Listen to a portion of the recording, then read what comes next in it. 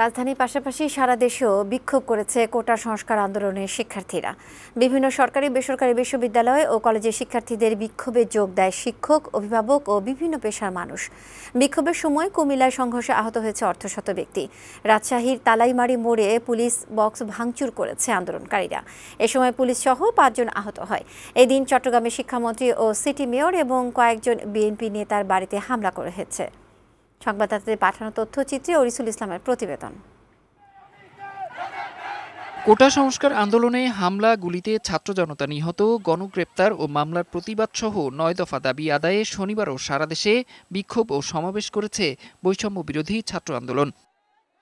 চট্টগ্রাম নগরীর new market মোড় এলাকায় অবস্থান নেয় অনেক বিক্ষোভকারী। এ সময় ফুটপাতে পুলিশ বক্স ভাঙচুর করে তারা।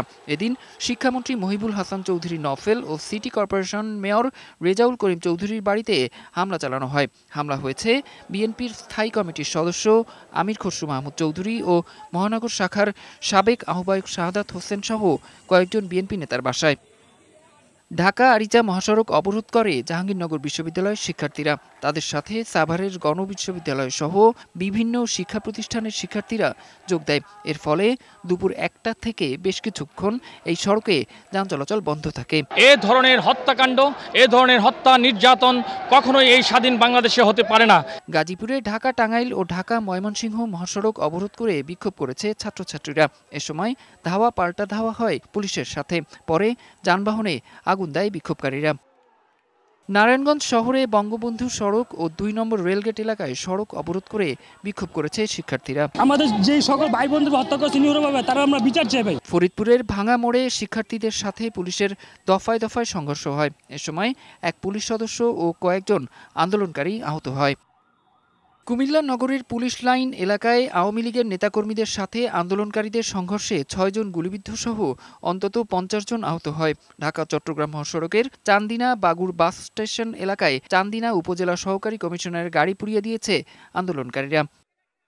নোয়াখালীতে জেলা আওয়ামী লীগ কার্যালয়ে ভাঙচুর করেছে আন্দোলনকারীরা। পরে কার্যালয়ের ভেতরে থাকা আসবাবপত্রে আগুন দেয়।